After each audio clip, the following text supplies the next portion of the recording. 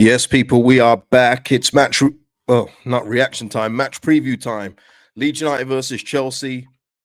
Team news, predicted lineup, score predictions, all in this video. Obviously, Daniel Farke had his press conference today, and that's why we're rolling it all in one today. But yeah, man, these games are coming quick. I'm not going to lie, the Man City game came up quick. This one seems like it came up quicker. Like we're playing tomorrow night again. It's crazy. We might be getting used to this next season, but, that's a whole other story. But look, there are ways that we could possibly stop that, right? There are ways. Listen, people, before we get into it, please like the video. It's free to do, helps out the channel. People ask me now why I don't say subscribe, because I think my subscribe button's broken. It's been at the same number for so long. I don't even bother now. As long as people tune in, I don't care. So yeah, like the video and of course drop your comments, lineup predictions and score predictions in the comments below. Thank you to Cy Harris and Dave for the super thanks on the last video. Much appreciated, guys. And of course, big up all members of the channel, like Chris here. And listen, new members always welcome, helps me out, helps out the channel. So if you can do that, that's more appreciated too. What's going on, Johnny? Hope everything's good. Gordon, good afternoon, KG. Will it be stick or twist? We'll get into that from Mr. Farker's comments today. Another injury, Rob Price back. We'll get into that also. But yeah, look, there's no way, an easy way of saying this. We have lost 6 in 7, right? We need to break this. Now, we did a video yesterday in terms of the news report that came out. It wasn't covered today in the presser. Obviously, it wasn't. No one's going to bring that up, and they would have probably been banned from talking about it anyway. But apparently, he has 2 games to save his job. And I understand some people's concerns because I've got them too. I asked the question yesterday, what if he does win one of these 2 games? What does that mean? Does that mean that he actually stays, or and then we just go through the cycle again when we have another bad run and then his job's under threat? My belief has always been this: once you get to a stage where you hear a report that a manager has so many games to save their job, the wheels are already in motion, especially when it comes from the 49ers and the sources that they keep leaking these things out to. I think the wheels are already in motion, that they know that this relationship's going to end very soon. And I also liken it to I appreciate that, Bomi. I understand. I also liken it to, let's just say a relationship where, maybe your partner's been saying, hey, man, you haven't been taking me out for dinner in the last couple of years. And then you try with 2 measly efforts in like the last 2 times. And then she's like, yeah, you tried, but it ain't good enough.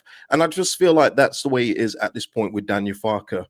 But yeah, Chris, what if he gets 1 point, 2 points? That's what it is for me. Like it's too short term. And this has been I don't want to keep on going into this, but this is the problem at this football club. And it's been like this forever. Something else that somebody asked me about was, give me an example of why you think the club is the way it is. And I just liken it to when I was talking about Bamford previously, when he got the 17 goals in empty stadiums. And I'm saying it's not going to get any better. You need to move him on.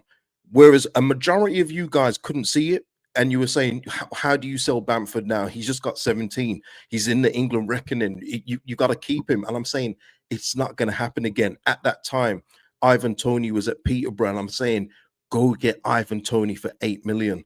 And no one could see it.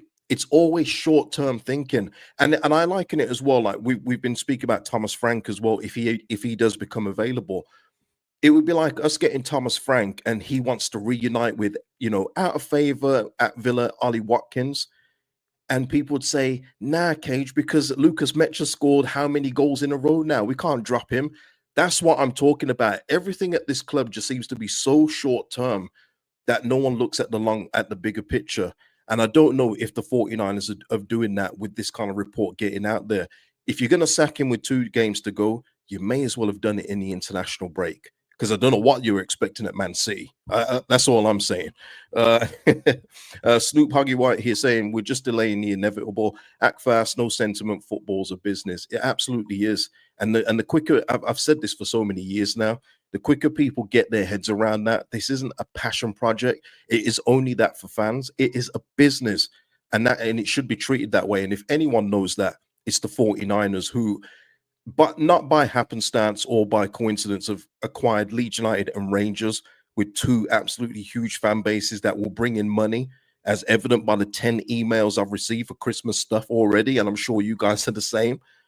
But yeah, it's one of those where this club needs to move on from the sentiment.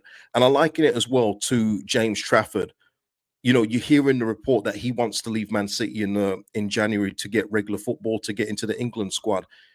Man City had the opportunity to sign James Trafford as number one. They did it. But then Donnarumma comes up and he is a better goalkeeper. So they go and sign him.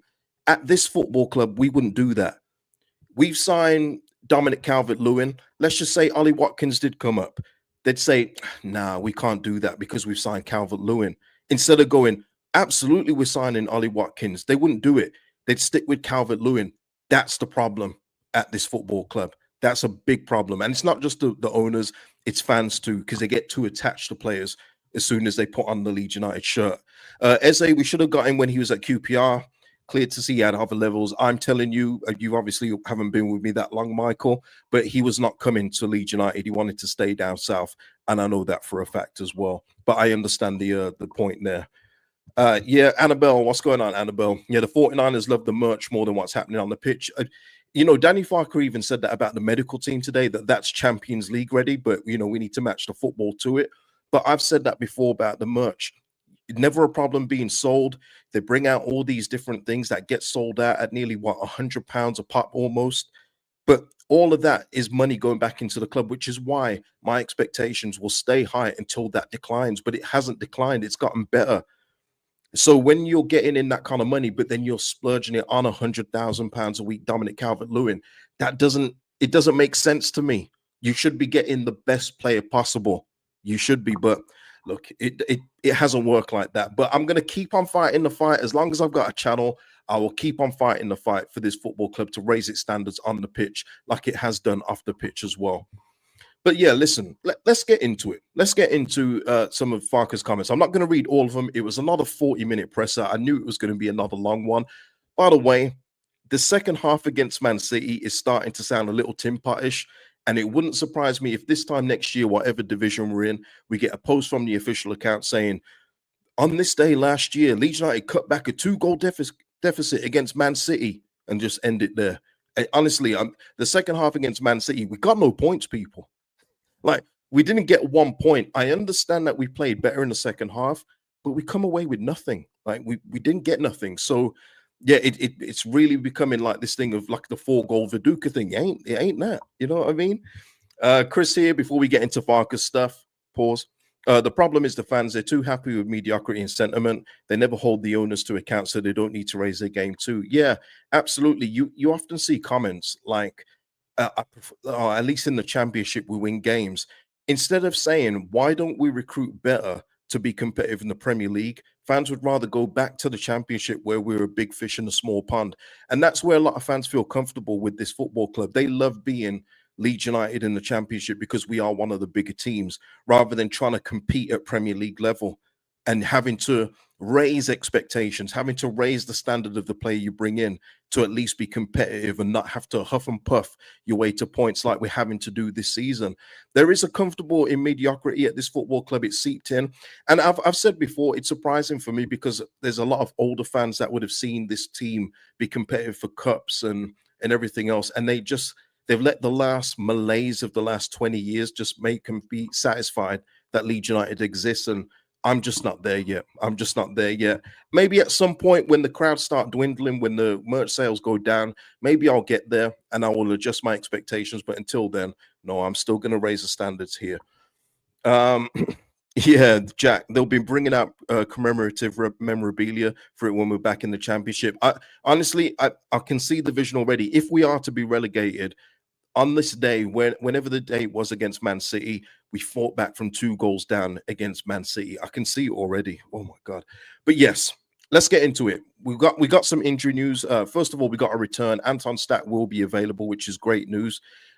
He's been back in team training, but Dan James has injured his hamstring, the tendon of his hamstring, and he may need surgery, but he's going to be out for at least 8 weeks. And I think it's going to be at least 8 weeks because I've said it before, and it's fair to say now, Dan James is injury prone. I think that's very fair now with all the little injuries that he keeps on picking up.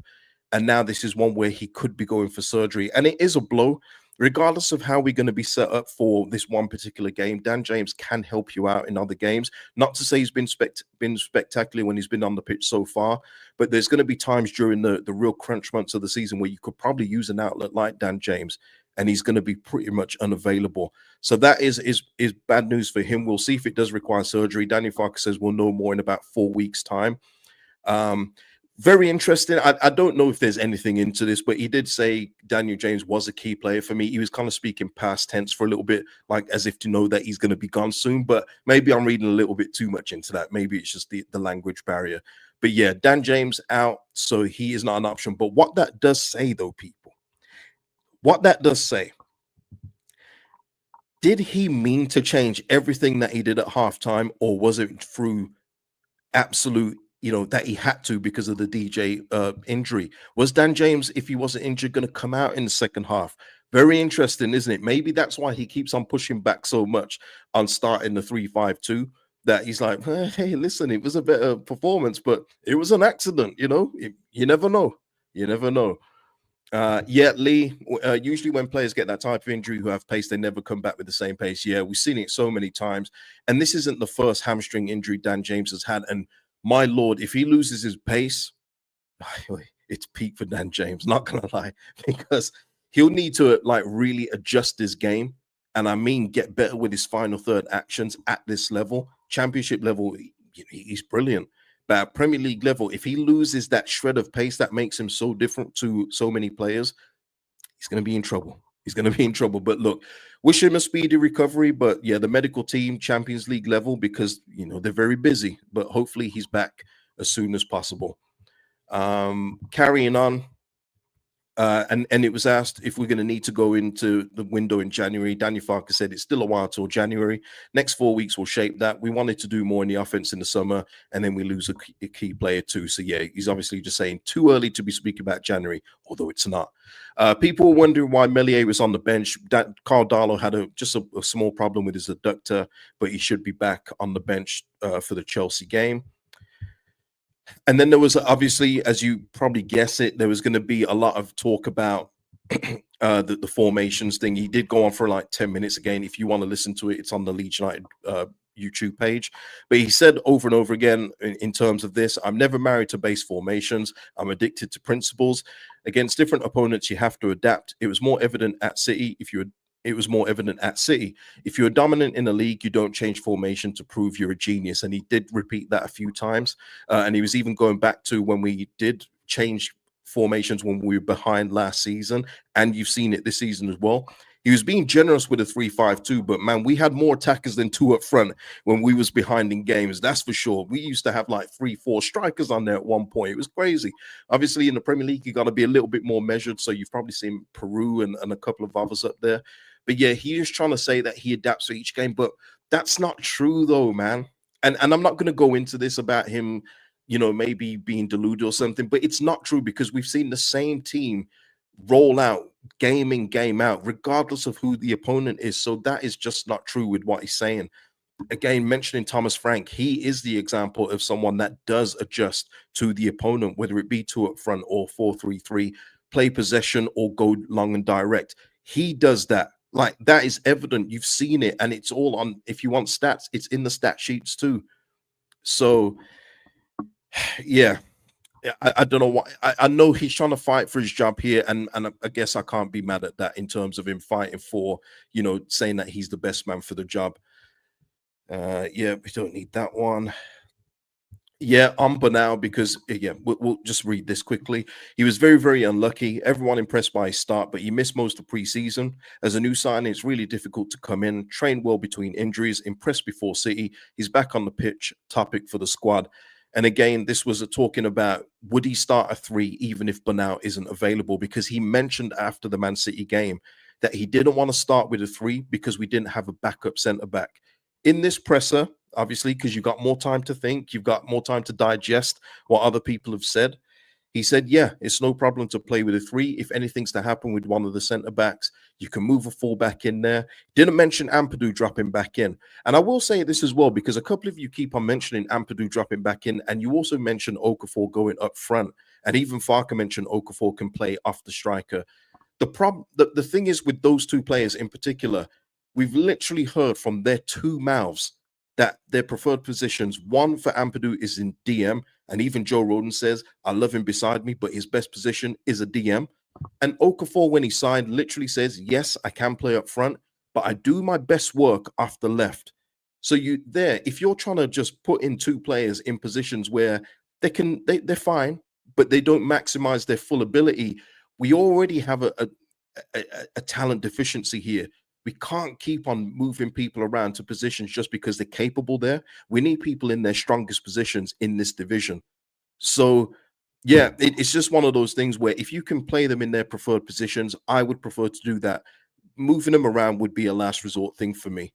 But Banal has literally been money poorly spent.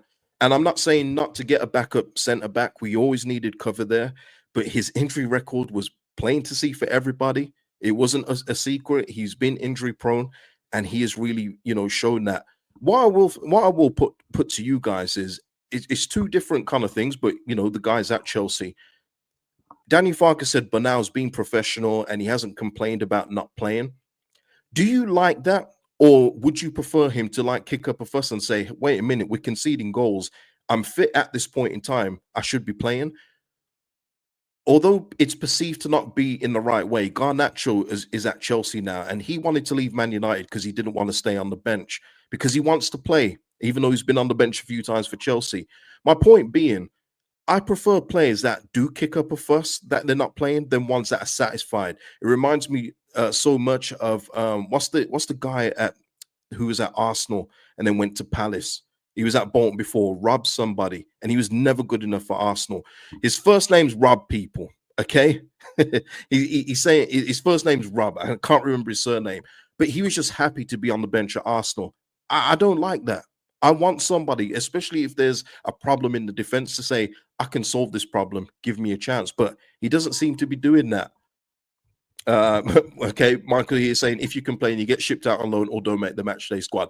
That's fair, Matthew. That is it. Rob Holding. See that boring and indifferent. It's Rob Holding. You got it. You got it. But yeah, so there you are. So Banal could be an option for this game. Was there anything else from Farke? Oh yeah. Just in regards to the 3-5-2, because it was a topic that kept on coming up. My generation grew up on 4-4-2. We changed to 3-5-2 when chasing games last season. One will drop in the pocket versus City. In training, we have sessions with two strikers, with Peru or Noah too, finding an understanding with each partner. And he also did mention Harry Gray. So yeah, we'll see tomorrow, because he was also asked. Yeah, that's the last bit that Behrens covered. But he was also asked in regards to about Jayden Bogle and just Jayden Bogle being critical of his game in before the last couple, saying that his performance needs to come back up. I think Jayden's been more than fine in the last couple of games, even though we've been losing. It's evidently been on the left-hand side where our issues are. He also mentioned Harry Gray, but he won't be an option here. But yeah, I just yes, Snoop argue why a hungry player is what I want to need. Yeah, is what exactly. Yeah. Little Sparrow, as many injury-prone players we have, we might become eligible for a wheelchair football league. That's tremendous. That's tremendous. Dominic Calvert-Lewin could be starting tomorrow. He is fit. He wasn't happy. Not happy, that's not the right word to use, but he was probably a little upset that he didn't get to start against Man City, but that's what Daniel Farke wants to see. There is a chance that he could start tomorrow. But again, he was asked the question, does a team sheet coming out before with the home crowd, does that ever play on his mind, knowing that if there's players that the crowd don't generally want to see, does that come into his thinking? And Daniel Farke knew where the question was going. So he said, look, no, the crowd does not define the team sheet I put out there. And let's just take Brendan Aronson, for instance. I know that when he's played bad, he'll get booed off, but when he's played well, like against West Ham, he'll get a round of applause. But I can't let the crowd or outside noises dictate, or just to put everyone's favorites on the pitch. It has to be for the game state. So that is why I'm thinking tomorrow we're going to see 4-3-3. Okay, that's what I want to say. Anybody who kicks up a fuss under DF gets shipped out. Spence, Creswell, and probably Largy. Well, Largy didn't kick up a fuss, Michael, in quite the opposite. Largy came back in the summer, and his comments were, I kind of understood why I was getting, left out towards the end of the season, but I'm working really hard this summer to get it and come back stronger and be an asset in the Premier League. That's what we want to do. We want to stay up, and we're going to stay up. Remember, he come out with a pretty good war cry, but he just doesn't fancy him, and we know why. We know why. Bobby here. I'm so bored. This guy's pressing that. Yeah, Bobby. There was a lot of again. There was a lot of repeat stuff in there today, which is why I'm not going to cover everything. So let's move on. He was also talking about gutting for the last minute Man City winner, and this is a picture screen grab by Dave Watkins on X. But it wasn't just like a gutting last minute winner where it was scrappy. Look how much space Phil Foden had. Now it doesn't matter what formation you play, you leave Phil Foden with this kind of space, he will score. Like, so we need to clean these kind of things up. They've got to. You cannot have a Man City player having that much having that much space and expecting to come away with a point. Just doesn't happen. So we're up against Chelsea, people, who are third in the table, coming off a 1-1 draw with 10 men against Arsenal. This is going to be a tough game. Now they've got a couple of injury problems and one player being out in Moses Caicedo. He's going to be missing because of a red card, and you're thinking, well, that's pretty good. Reece James isn't guaranteed to start, but Cole Palmer is in line to start against Leeds, which is not ideal. And Cole Palmer at this point is hungry because he hasn't been playing. He's been injured. He's had a few injury issues. And Maresca literally in the game before Arsenal said, just because he's fit, he's not just going to waltz back into the first 11. So he's got something to prove. So they're going to have Enzo in there. They're going to have Cole Palmer. And let's just say Romeo Lavia probably won't be playing, but it could be Andre Santos. Oh, where's it gone? Okay, it could be Andre Santos. Go with me here. Or another option that they've got in midfield. Basically, they're not starving. Okay, they're not starving in regards to options that they got. We know that Chelsea have got like 10 million players at their disposal. So here's what I would do. Let's get into preferred lineups, regardless of what Farke wants to do tomorrow. I think this is pretty obvious where I'm going with this. So here we are. We've got Perry in goal. We're going to go 3-5-2 or 5-3-2. It's all the same, people. They're both the same. Goodmanson, Strout, Biol, Roden, Bogle. And listen, Biol in this system as well, by the way, need to accentuate the positives a little bit here. Biol looks so much better in the center of a back three. He just looks so much more comfortable in terms of this kind of setup. So again, play to people's strengths. Now, Little Sparrow here said Ampadu is looking out of sorts. I highly disagree. I think his last game against Man City, I thought he was pretty good. Yeah, look, it's not going to be perfect. We don't have a perfect team, so there's going to be deficiencies in a lot of these players. But I actually thought he was pretty good in the last game. Tom here, do you think the press was instructed not to ask questions about article and Guardian? Absolutely, Tom, and that does happen. Look, when I've had players on here before, you have to submit questions that you're going to ask just so it's approved by the club. Now I can word them and get around to the point the way that I want to, but they're gonna say, actually, no, you can't ask this, or this is off the table. And I even think to a point, maybe Brendan Aronson's name was off the table because the way that the journalist frame the question about the team sheet, does it affect you, or does it affect your thinking if the crowd are not going to like a certain name? It was then Daniel Farke that offered up the Brendan Aronson player as the example. So yeah, there are things that do get banned, and I can probably, and the thing is as well, Tom, I can understand why it would have been banned, because what's he going to say to it? You've got 2 games, Daniel, to save your job. What are you going to do? How is he going to answer that anyway? So yeah, that does happen, of course. Yeah. So yeah, these are my 3 midfield. And again, one thing I got to say, Gruev, I thought he did fine in the last game, but again, this is where you have to bring in your best players. And for me, the best 3 midfielders that we've got at the club currently is Stack, Ampadu, and Tanaka, and it's just a good mix of all 3. But all 3 can do the defensive job. But at least with Stack, you're going to have a set piece threat, long shot threat when they do go on target, and of course, Tanaka gives you your technicality in the midfield. That would be my 3. Some would say it's harsh on Gruev, but that's what squad depth is all about. When your best players come back in, they have to come back in, especially in the game against Chelsea. So that would be my 3 midfield. And the 2 up front, I was even considering Peru in this one just for his ability to be that finisher. But in terms of the centre backs that Chelsea will probably have, in terms of Fofana and especially Chalobah, I've got to go with the two physical presence up front in Calvert-Lewin and of course Mecha, who's now on 4 goals. So fair play to him. But that is how I would set up. Now, I expect this tomorrow? Absolutely not. I mean, he even mentioned Jack Harrison's name in it today. I don't know why he'd do that, but yes, I don't expect to see this tomorrow, but this is how I would do it. If you've got any suggestions of how you would change it, let me know in the comments, of course, and tell me who you would put in. Because I'm just thinking of matching the physicality of Chelsea, matching the technicality of Chelsea as well, or as close to what we can do, especially with players like Palmer and Enzo, and even looking at João Pedro, who's gone a little cold recently. But these kind of games is where these kind of strikers get their mojo back. All they need is a game against one of the bottom teams, and they can, light up again. So yeah, Michael here saying Stack, I'd bring him on later to keep up the intensity if it drops. So you're saying you'd start Guev, and again, I would start Stack as well because we're at home in this one. So I think it's on us to just, we're not going to be ball dominant against Chelsea. I know that, but just to give us a little bit more of an attacking threat when we do actually get our touches on the ball. So that's what I would do with this one. Okay. I'm sure. Listen, if you disagree, put it in the comments. So let's go into score predictions. Yeah. Let's go into score predictions. Now, if I'm predicting a win today, it's purely by heart because what the table tells me, what Chelsea's performances have told me as well, even with the players that they've got missing, is that they're a much better team than Leeds United. Okay, we got 6 losses in 7. And the thing is, what I've pictured though is if we do win, I can see the headline: a spirited performance. Spirited, yeah.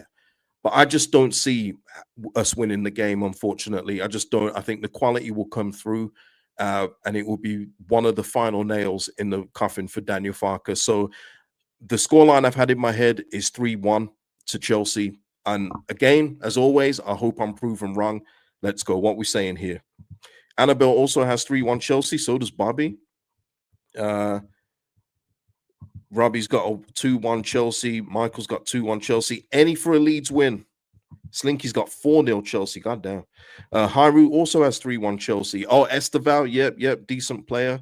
And he'll probably get a little bit more time on the ball than he did against Arsenal because he was hurting them a little bit. But, Arsenal defensively are just solid.